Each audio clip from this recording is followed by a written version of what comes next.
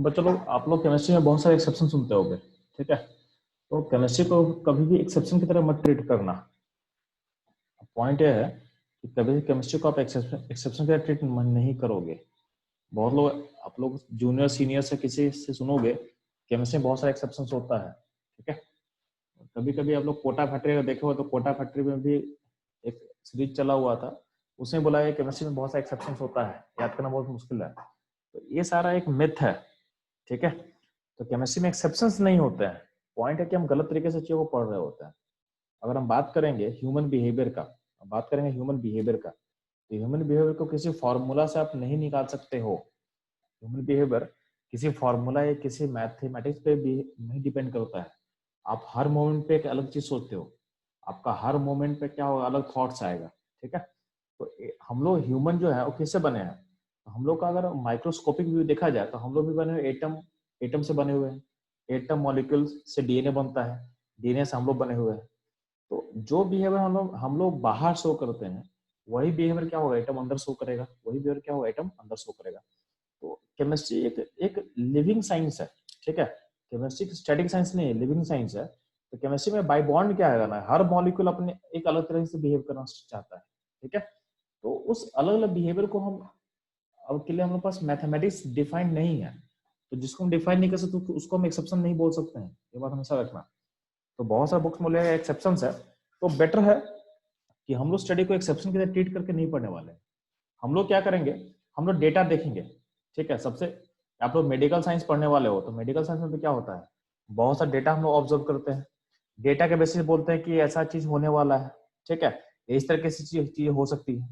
अगर बात करते हो आप इकोनॉमिक्स का, इकोनॉमिक्स में क्या होता है, डिमांड सप्लाई के बारे में हम लोग स्टडी करते हैं, इन्फ्लेशन के बारे में स्टडी करते हैं। तो सारा चीज स्टडी किसके बेसिस पे किया था, डेटा के बेसिस पे। डेटा को हम अरेंज करके एक अपने हिसाब से एक लॉ देना चाहते हैं, बट क्या है, वो लॉ वो हमेशा वैलिड नहीं होगा, वो हमेशा वैलिड नहीं होगा। तो केमिस्ट्री भी ऐसा ही कुछ है। केमिस्ट्री में हम लोग क्या करेंगे, हम लोग थ्योरी नहीं देंगे, हम लोग पहले डेटा को स्टडी करेंगे, डेटा को देख के थ्योरी देंगे। उल्टा उल्टा काम, उल्टा ने काम नहीं करना है। जैसे फिजिक्स और मैथ में क्या होता है, पहले थ्योरी पढ़ते हो, थ्योरी के बेसिस क्या करते हैं आप, क्वेश्चन को सॉल्व करते हो, ठीक है। केमिस्ट्री में उल्टा काम करना, पहले डेटा देख लेना कि डेटा कैसे वेरिएशन कर रहा है, और डेटा के बेसिस पे थ्योरी देना। क्योंकि थ्योरी अगर बिना डेटा को देख के अगर तुम दोगे तो बाय बॉन्ड एक्सेप्शन होगा, क्योंकि कोई भी थ्योरी इतना ज्यादा पावरफुल नहीं है कि पूरा केमिस्ट्री के वेरिएशन को एक साथ इंक्लूड कर पाए। तो हमेशा क्या क्या करना है, पहले डेटा देखना है, डेटा के बेसिस पे थ्योरी की बात करेंगे, डेटा के बेसिस पे थ्योरी की बात करेंगे, ठीक है।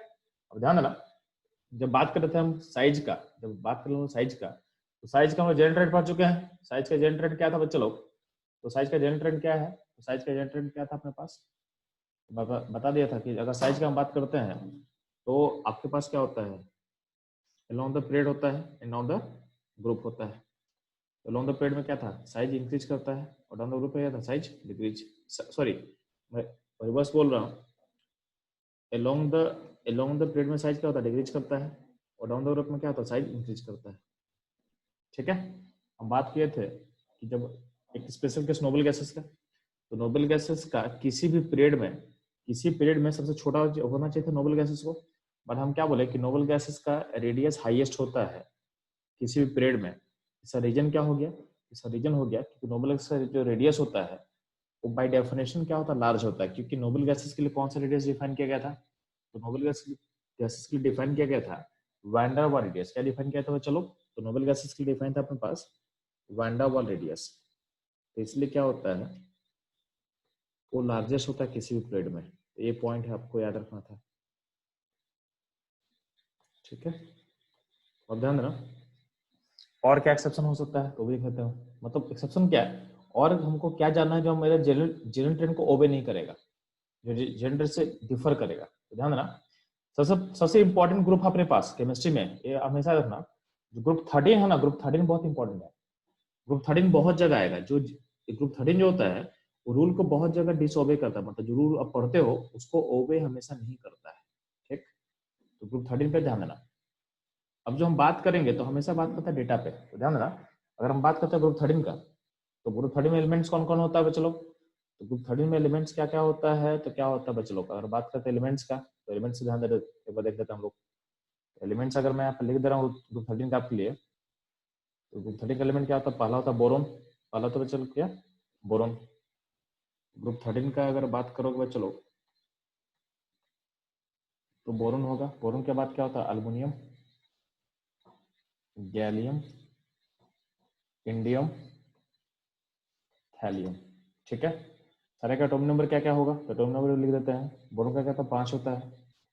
एल्युमिनियम का क्या होता है? 13 होता है। गैलियम क्या होता है बच्चों? 31। इंडियम कितना होगा? 49। और थैलियम कितना होता है? थैलियम क्या होगा? 81। सारा एटॉमिक नंबर हो गया। अगला बात करता है कॉन्फ़िगरेशन का। तो हीलियम का कॉन्फ़िगरेशन क्या होता है? सॉरी, बोरोन का कॉन्फ़िगरेशन क्या होगा? चलो, तो हीलियम 2s2 2p1 हीलियम का कॉन्फ़िगरेशन होता है। बात करते हैं एल्युमिनियम का। तो एल्युमिनियम के लिए कॉन्फ़िगरेशन क्या होगा? चलो, तो आपका स्टार्ट होगा नियन से। नियन 3s2 3p1। बात करते हैं गैलियम का। तो गैलियम का कॉन्फ़िगरेशन किस नंबर से स्टार्ट करेंगे हम लोग? आर्गन से। तो आर्गन क्या होगा? चलो, यहाँ पे इसको अरेंज कर देखें तो क्या 3d10 होगा, और फिर क्या होगा? 4s2 होगा, एंड 4p1 होगा। ठीक। अगर बात करते हैं इंडियम का, तो इंडियम के लिए क्या होगा? चलो, क्रिप्टन होगा, फिर क्या होगा? चलो, 4d10 होगा, 5s2 होगा, एंड 5p1 होगा। ठीक।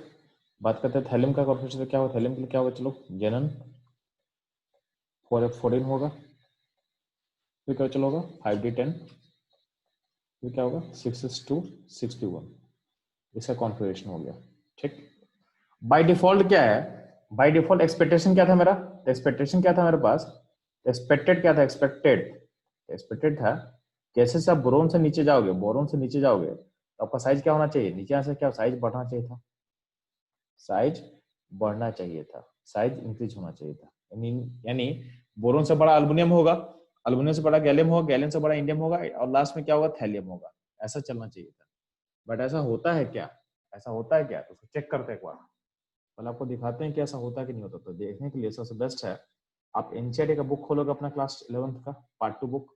ठीक है, वहां पे आपको दिखेगा, दोबारा से पे हमेशा क्या ना, हमेशा जो स्टडी होता है डाटा को देख के होता है। ठीक है, तो देखना, जब भी एनसीईआरटी को रीड करते हो तो आपको थ्योरी ज्यादा इंपॉर्टेंट होता है डेटा। जब भी आप इनऑर्गेनिक केमिस्ट्री रीड करते हो, थ्योरी से बेटर आप रीड करो, डेटा को रीड करो। डेटा को देखने के बाद थ्योरी पढ़ो, तो आपको समझ में आएगा कि कौन सा थ्योरी कहाँ से कैसे हमको लिंक करना है। ठीक, ध्यान दोगे? यहाँ ध्यान देना बच्चे लोग। यहाँ पे देखना, आपका पी ब्लॉक का जो चैप्टर उसमें टेबल दिया होगा। ठीक है, याद रखोगे, आपको टेबल में दिख रहा होगा बोरोन, एल्युमिनियम, गैलियम, थैलियम का टेबल दिया हुआ है। इस टेबल में देखोगे तो हम बात करते हैं एटॉमिक रेडियस का। हम बात करें एटॉमिक रेडियस का। ठीक, एटॉमिक रेडियस का हम बात करो बच्चे लोग, ध्यान देना। हम लोग क्या है अपने इंपॉर्टेंट में देखो, बोरोन का रेडियस कितना है बच्चे लोग? तो आपके पास 88 है। ठीक, एल्युमिनियम का क्या है? 143 है। गैलियम कितना दिया? 135। यहाँ पे देखो, आपको आपके लिए ट्विस्ट आ चुका है। एल्युमिनियम से बड़ा गैलियम होना चाहिए था, क्योंकि गैलियम नीचे है। और अगर साइज आप देखोगे तो एल्युमिनियम गैलियम में आपको एक्सेप्शन दिखना स्टार्ट करेगा। मतलब यहाँ पे आपका जनरेटर को ओबे नहीं कर रहा है। एक्सेप्शन से बेटर क्या बोलेंगे, जो जनरेटर होना चाहिए था उसको ओबे नहीं कर रहा है, ओबे नहीं कर रहा है। ठीक है, तो पॉइंट है ऐसा क्यों हो रहा है। तो हर एक्सेप्शन को हम लोग सीखेंगे कि ऐसा क्यों होता है। तो जनरेटर तो हमको समझ में आ चुका था। हमको जानना है कि आखिर एल्युमिनियम गैलियम में डिफरेंस क्यों हो रहा है, डिफरेंस क्यों हो रहा है। ठीक, बाकी बाकी जगह देखो, बाकी जगह कोई दिक्कत नहीं, बाकी जगह देखो साइज बढ़ रहा है, बढ़ेगा तो कोई दिक्कत नहीं है। डिफरेंस क्या है? ये अचानक से क्या है, एल्युमिनियम के बाद गैलियम का साइज डिक्रीज हो रहा है, ऐसा क्यों हो रहा है? तो यहाँ पे हमको सीखना है। तो आपको मैं क्या बोला कि आपका एक्सपेक्टेड ट्रेंड क्या था? तो आपका एक्सपेक्टेशन था क्या था कि नीचे बढ़ना चाहिए था साइज, बट मैं आपको दिखा दिया डेटा पे शायद नीचे बढ़ नहीं रहा है। एक डिफरेंस है, एक ऐसा एलिमेंट है जो ट्रेंड को फॉलो नहीं कर रहा है, तो ट्रेंड को फॉलो नहीं कर रहा है। तो ध्यान देना, ट्रेंड को फॉलो कौन नहीं करने वाला बच्चा लोग? तो एल्युमिनियम गैलियम। एल्युमिनियम गैलियम दो एलिमेंट ऐसा है जो ट्रेंड को फॉलो नहीं कर रहा है, यानी उसका साइज बड़ा नहीं होकर छोटा हो रहा है। यहाँ पे इसका रीजन जानेंगे, इसका रीजन जानेगा। तो रीजन कहाँ छुपा हुआ है? तो रीजन हमेशा ध्यान देना। मैं आपको पहला क्लास में क्या किसमें बताया था, फंडामेंटल रूल क्या बताया था? Shielding, poor shielding. तो ये कॉन्सेप्ट बार बार आपके पास आएगा, तो ध्यान देना। दो चीज आपको अच्छे से पता होना चाहिए, एक तो पता होना चाहिए इलेक्ट्रॉनिक कॉन्फ़िगरेशन, और दूसरा पता होना चाहिए शील्डिंग का कॉन्सेप्ट, शील्डिंग का जो कॉन्सेप्ट, ठीक है। तो ध्यान दोगे, अगर हम बात कर रहे हैं तो कॉन्फ़िगरेशन हम सबका लिख चुके हैं, तो ध्यान देना। एक गैलियम एलिमेंट है, यहाँ के पास क्या यहाँ पे है, गैलियम है और ये एल्युमिनियम है, इन दोनों को स्टडी करना है। तो देखो एक्सपेक्टेड ऐसा था, बट ऐसा होता नहीं है, बट ऐसा नहीं होता, क्या होता है आपका गैलियम और एल्युमिनियम में एल्युमिनियम बड़ा हो जाता है, अनएक्सपेक्टेड इवेंट, ऐसा नहीं होना चाहिए था बट ऐसा हो जा रहा है, क्यों होता है ध्यान देना। एल्युमिनियम का जो कॉन्फ़िगरेशन था, तो एल्युमिनियम में देखोगे एल्युमिनियम का 13 होता है, तो एल्युमिनियम में 3 सेल होता है, 3 सेल होता है, ठीक है। तो एल्युमिनियम का बात करेंगे तो एल्युमिनियम के लिए मैं नीचे रिप्रेजेंट कर रहा हूँ, और यहाँ पे गैलियम के लिए मैं बात कर रहा हूँ, यहाँ पे गैलियम के लिए बात कर रहा हूँ। तो एल्युमिनियम में 3 सेल होता है, तो एल्युमिनियम के लिए क्या हो, 3 सेल में ड्रॉ कर दे रहा हूँ आपके लिए। तो 1 सेल, 2 सेल, 3 सेल, ठीक। एल्युमिनियम का मैं शुरू से कॉन्फ़िगरेशन होता है, क्या एल्युमिनियम क्या होता है, 1s2 होता है फर्स्ट सेल में। सेकंड सेल में क्या होगा, 2s2 2p6, 2s2 2p6, 2p6। Last cell में क्या होगा, चलो लास्ट सेल में होगा 3s2 एंड 3p1। ये सारा इसका फिलिंग होगा इस तरीके से, ठीक है। अगर हम बात करते हैं गैलियम का, अगर हम बात करते हैं गैलियम का, तो ध्यान देना गैलियम में 4 सेल होता है, गैलियम में 4 सेल होगा। तो गैलियम का पहला सेल हम ड्रॉ कर दिए, फर्स्ट सेल, एक गैलियम के लिए सेकंड सेल, एक गैलियम का थर्ड सेल, और एक गैलियम का फोर्थ सेल। तो गैलियम का कॉन्फ़िगरेशन को शुरू से तुम देखोगे तो क्या होगा, फर्स्ट सेल में क्या होता है, 1s2 होता है, क्या होता है 1s2 होता है। सेकंड सेल में क्या होगा, चलो तो सेकंड सेल में देखो तो क्या होगा, इसमें दूसरे क्वेश्चन में दिखा दे रहा हूँ क्लियर। तो क्या सेकंड सेल में क्या होगा, 2s2 एंड 2p6, 2p6, ठीक। थर्ड सेल में क्या होगा, थर्ड सेल में तो चलो क्या होगा, थर्ड सेल में क्या होगा, 3s2 3p6, 3s2 3p6 and 3d10 and 3d10, ये थर्ड सेल में होगा। और लास्ट सेल में क्या होगा, तो लास्ट सेल में होगा चलो 4s2 एंड 4p1। प्रॉब्लम किसके कारण हो रहा है, प्रॉब्लम हमेशा होगा यार पुअर शील्डिंग। तो पुअर शील्डिंग किसका करता है, डी का करता है। तो यहाँ देखो, यहाँ पे आपका एक सिस्टम में क्या होगा, सिस्टम में क्या होगा, एक 3d10 है, 3d10 है, ठीक। सारा प्रॉब्लम का जड़ यही है, ठीक है। यहाँ पे जो थ्री, देखो अंदर वाले थर्ड सेल में डी में 10 इलेक्ट्रॉन गया हुआ है, इस 10 इलेक्ट्रॉन के कारण क्या होगा, डी के न्यूक्लियस में 10 प्रोटॉन भी क्या होगा। हम लोग बात क्या किए थे कि डी का जो इलेक्ट्रॉन होता है वो अपने प्रोटॉन को सील कर पाया क्या, वो सील नहीं कर पाता है। तो यहाँ पे जो 10 एक्स्ट्रा प्रोटॉन गया हुआ है, ये प्रोटॉन का फोर्स बाहर वाले क्लाउड को अंदर पुल करना स्टार्ट करेगा, बाहर वाले क्लाउड को अपने साथ पुल करना स्टार्ट करेगा।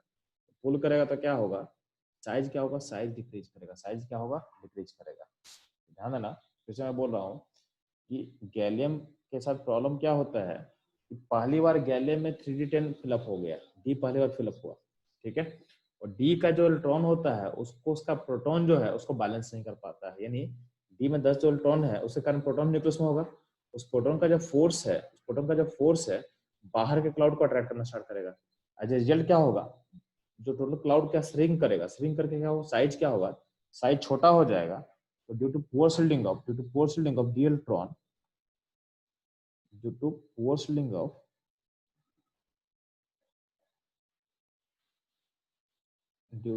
shielding of d electron,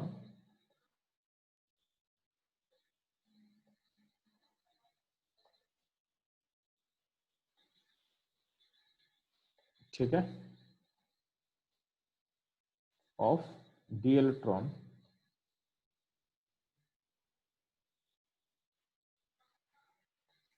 जो गैलियम होता है, गैलियम और एल्युमिनियम में बड़ा कौन हो जाता है, तो बड़ा हो जाता है एल्युमिनियम। यहाँ पर ध्यान देना, ठीक है। तो इसका रीजन आपको समझा दिया कि क्या होता है, क्यों होता है। तो चलो आप लोग क्लियर हो चुका है कि गैलियम एल्युमिनियम में जो भी रूल का जो जेनरेटर को जो ओबे नहीं कर रहा है, यानी एक्सेप्शन बोलते हैं, उसका रीजन आप लोग क्लियर है, उसका रीजन आप लोग को क्लियर है। तो ध्यान देना, इसी रीजन को आप लोग अगर कोई पूछेगा कि अल्युमिनियम +3, अगर आपसे पूछेगा कि Al+3 और गैलियम +3, मतलब दोनों का +3 चार्ज, दोनों का +3 चार्ज, तो Al+3 और N गैलियम +3,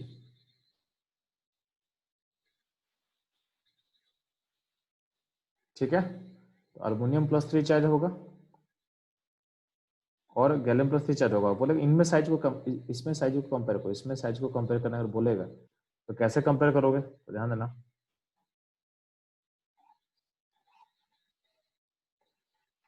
तो अल्युमिनियम +3 गैलियम +3 में साइज कंपेयर करना बोलेगा तो इसमें इसमें एक्सेप्शन नहीं होता है, इसमें गैलियम +3 ही बड़ा होगा, यही लार्ज होता है, ठीक है। तो इस +3 चार्ज में एक्सेप्शन मत करना, +3 चार्ज में एक्सेप्शन यानी आप ट्रेंड को ही फॉलो करोगे। आपको मैं डाटा भी दिखा देता हूँ, तो अब डेटा देखो, ये इंचेटे का पेज है, इसमें डेटा अगर आप देखोगे तो ध्यान देना, आपको डेटा कौन सा देखना है, तो मैं बता दे रहा हूँ आपको डेटा कौन सा देखना, तो चलो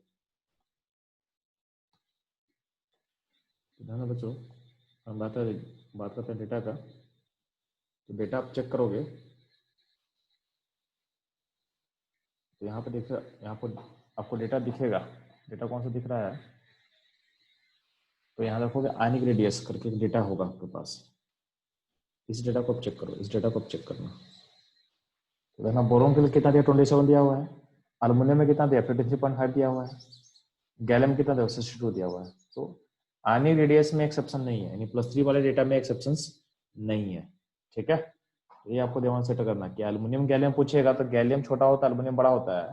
बट आप सब अगर बोल देगा कि Al+3 हो और गैलियम +3 हो, उसमें क्या करना है, उसमें आपको सिंपल रूल को फॉलो करना है और गैलियम का साइज को लार्ज बता देना है, गैलियम का साइज को आपको लार्ज बता देना है, ठीक है। अब पॉइंट आता है ऐसा क्यों हो रहा है, पॉइंट आता है कि ऐसा क्यों हो रहा है, तो उसको समझते हैं ऐसा होने का रीजन। तो ऐसा होने का रीजन समझोगे, चलो होता क्या ना कि +3 करोगे, मतलब +3 का मतलब क्या होता है, 3 इलेक्ट्रॉन को निकालना, +3 मतलब क्या हुआ, 3 इलेक्ट्रॉन निकालोगे। तो अगर आप 3 इलेक्ट्रॉन निकाल लिए, तो अगर अल्युमिनियम से 3 इलेक्ट्रॉन निकालते हैं, ध्यान देना एल्युमिनियम का जो आउटर सेल है वो खत्म हो जाएगा, ये आउटर सेल जो हम बात किए थे वो क्या होगा, खत्म हो जाएगा 3 इलेक्ट्रॉन निकालने पे। ये जो बन गया, ये बन गया Al+3 के लिए, ये बन गया आपके लिए Al+3 के लिए,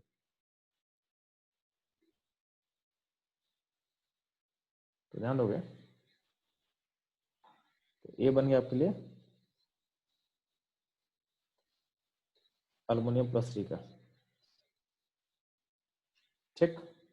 गैलियम +3 का हम बात करते हैं, और हम गैलियम +3 का बात करते हैं, तो ध्यान देना गैलियम का जो आउटर मोस्ट सेल खत्म हो जाएगा, आउटर मोस्ट सेल क्या होगा, खत्म हो जाएगा, ठीक।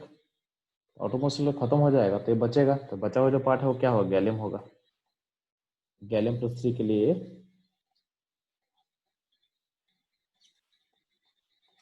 ये बन गया। तो यार अब अभी देखो, अभी डी में 10 इलेक्ट्रॉन है, अभी भी डी में 10 इलेक्ट्रॉन है, और अभी भी क्या होगा, अभी भी क्या होगा, जो जो जो प्रोटॉन अंदर अंदर गया होगा उस इलेक्ट्रॉन के कारण, D10 के कारण जो इलेक्ट्रॉन, उस D10 के इलेक्ट्रॉन के कारण जो प्रोटॉन सिस्टम में गया होगा, वो अभी भी क्या होगा, अभी भी आउटर मोस्ट क्लाउड खींचना चाहता है, बट आउटर मोस्ट क्लाउड है क्या, नहीं है। पोर शील्डिंग का इम्पैक्ट क्या होता है, जब आउटर मोस्ट क्लाउड होगा, तो यहाँ D10 का जो पोर शील्डिंग था उसका इम्पैक्ट क्यों था पहले, क्योंकि बाहर में फोर सेल्स में इलेक्ट्रॉन था, अब बाहर का इलेक्ट्रॉन ही हट गया, तो बाहर का क्लाउड कहाँ से खींच पाएगा, कोई नहीं खींच पाएगा, जब क्लाउड है ही तो कोई खींचेगा क्यों, तो पोर शील्डिंग अभी भी है, बट बाहर में कोई इम्पैक्ट के क्लाउड ही नहीं बचा है, तो खींचेगा किसको, तो खींचने का कोई बचा ही नहीं। इसी कारण क्या होगा, इसी कारण क्या होगा, इम्पैक्ट आपको दिखेगा नहीं। तो अल्युमिनियम+3 में क्या होता है, आपका आउटर मोस्ट सेल खत्म हो चुका है, तो आपका रेडियस छोटा हो गया। और अब गैलियम+3 में क्या होता है कि आउटर मोस्ट सेल अब इसका भी खत्म हो चुका है, बट इसका D10 का कोई इम्पैक्ट आउटर मोस्ट क्लाउड पर दिखेगा नहीं, क्योंकि आउटर मोस्ट क्लाउड ही खत्म हो चुका है। तो इसी कारण आपका गैलियम+3 का साइज क्या होता है, अल्युमिनियम+3 से लार्ज हो जाता है, अल्युमिनियम+3 से आपका लार्ज हो जाएगा। ये बहुत इंपॉर्टेंट पॉइंट है, इसको आपको याद रखना है, इसको आपको याद रखना है, ठीक है। तो ध्यान रखना चलो, आप लोग को ग्रुप 13 का एक्सेप्शन समझ में आ चुका है, ग्रुप 13 का आप लोग समझ में आ चुका है। नेक्स्ट मूव करते हैं, हम लोग एक्सेप्शन ऑफ ग्रुप 4। तो ग्रुप 4 कहाँ का होता है चलो, तो ग्रुप 4 होता है डी ब्लॉक एलिमेंट होता है, ग्रुप 4 डी ब्लॉक एलिमेंट होता है, ठीक। डी ब्लॉक एलिमेंट होता, कौन कौन होता ग्रुप 4, तो आप ध्यान देना। तो अगर आप देखोगे तो इसको हम ग्रुप 4 बोल रहे हैं, इसको हम ग्रुप 4 बोल रहे हैं। तो ग्रुप 4 का एलिमेंट ये सब है, टाइटेनियम, जर्कोनियम, हॉफनियम। तो ग्रुप 4 का अगर मार्क करें तो ग्रुप 4 में चलो क्या होता है, तो ध्यान ना, एक सेकंड,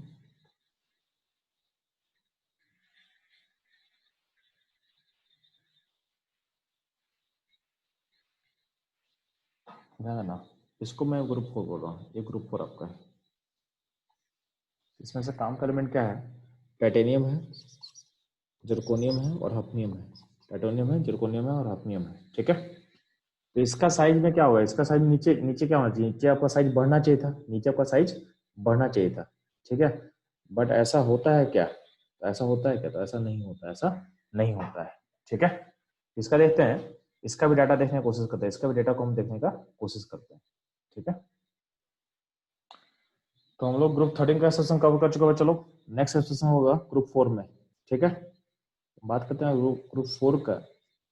ग्रुप 4 का एलिमेंट क्या क्या था अपने पास, आप लोगों को पता चल चुका ग्रुप 4 में एलिमेंट क्या क्या आपके पास है। तो आपके पास टाइटेनियम है, जर्कोनियम है और हॉफनियम है, हॉफनियम है, ये तीन पे हमको फोकस करना पड़ेगा। टाइटेनियम का एटॉमिक नंबर कितना होता है चलो, तो 22 होता है। जर्कोनियम कितना होगा चलो, तो जर्कोनियम क्या होगा, 40 होगा। हॉफनियम क्या होगा, तो हॉफनियम होता है 72, क्या था 72।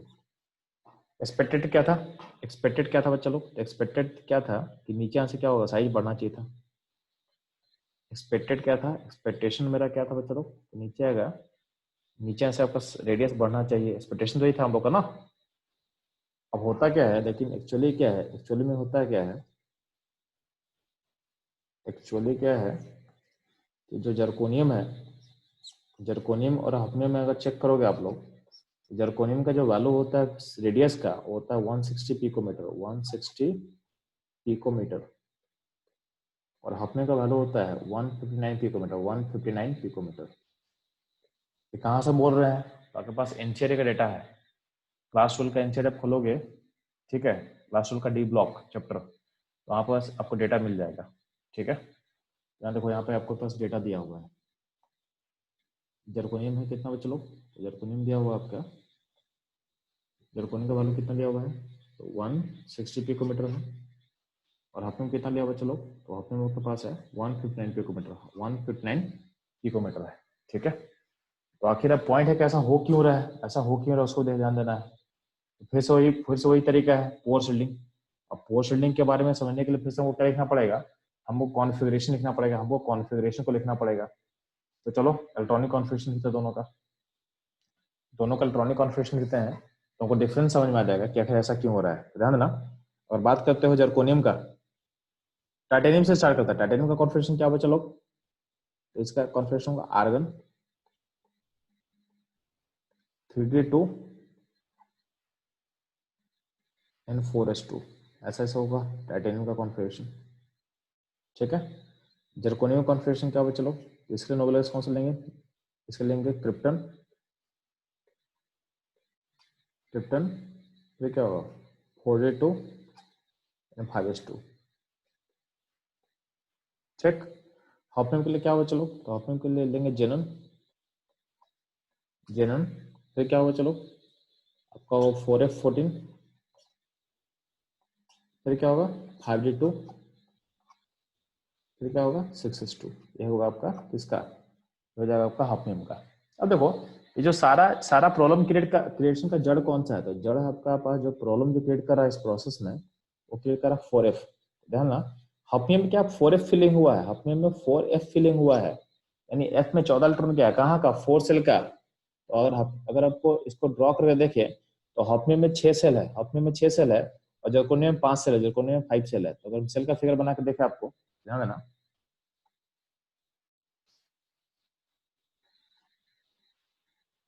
जर्कोनियम और hafnium,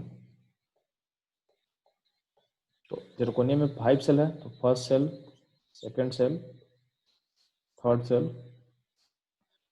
fourth cell, fifth cell.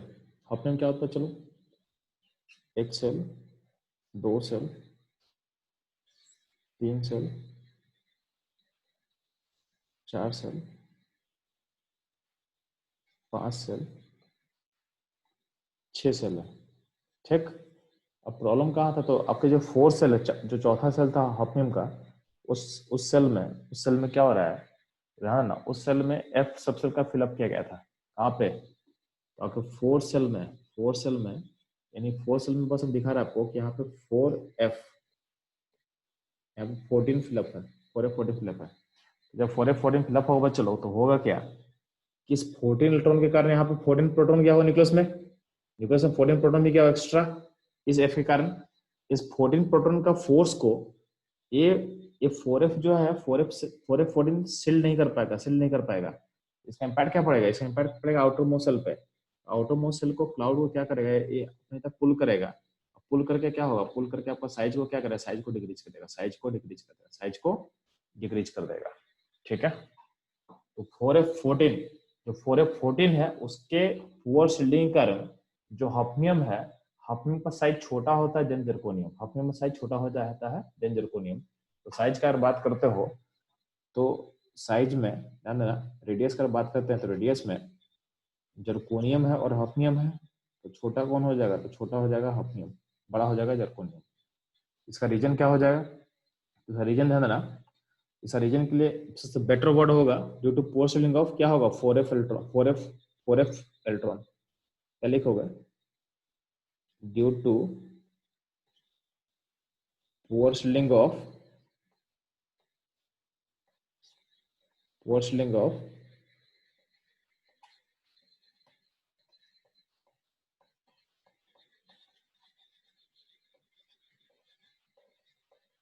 of 4F electron, ये इसका रीजन हो जाएगा।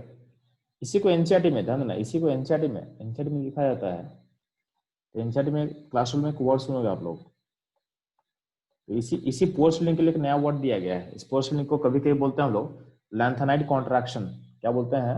Lanthanide contraction. तो कभी कभी बोलेगा कि इसका रीजन दे देगा ड्यू टू लैंथेनाइड कॉन्ट्रैक्शन। तो आपको तो मैं बेटर बोल रहा हूँ कि आप वर्ड कौन सा यूज कर, दोनों वर्ड यूज कर देना। कभी कभी उसको लिखा रहेगा कि जर्कोनियम का साइज लार्ज होता है देन हॉफनियम, ऐसा बोलेगा। हॉफनियम का साइज छोटा होता है देन जर्कोनियम, तो उसमें आंसर ले देगा due to lanthanide contraction, due to lanthanide contraction. ठीक। तो लैंथेनाइड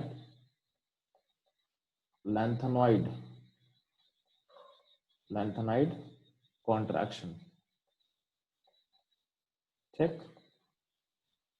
तो आप दोनों वर्ड यूज कर लेना। आप जब अगर आंसर में लिखना हो तो आप क्या करना, ऐसा लिखना due to post shielding of 4F electron which is known as lanthanide contraction, ऐसा करके आप स्टेटमेंट लिख देना। ये आपका 11th में क्वेश्चन नहीं आएगा, ये आएगा तो 12th में आएगा। ठीक है। इसके 11th में कोई रोल नहीं है। मतलब हम क्या बोल रहे हैं कि जब हम पीरियोडिसिटी खत्म करेंगे ना, तो आपका क्लास 12 और क्लास 11 हो सारा का सारा टॉपिक खत्म हो जाएगा एक बार में। मतलब जो चैप्टर हम कवर कर रहे हैं ये बहुत एक्सटेंसिव कवरेज मिलेगा आपको, बहुत ज्यादा एक्सटेंसिव कवरेज मिलेगा। इसको पढ़ने के बाद यानी पीरियोडिसिटी क्लासिफिकेशन पढ़ने के बाद आपका इनऑर्गेनिक केमिस्ट्री का 30 से 40% एरिया कवर हो चुका होगा, हर जगह का, हर चैप्टर्स का। इसलिए मैं आपको एनसीईआरटी का हर जगह में दिखाते चल रहा हूँ कि कहाँ से हम लोग क्या क्या चीज उठा रहे हैं। ठीक है। ठीक है, चलो तो आज के लिए क्लास इतना ही रहेगा।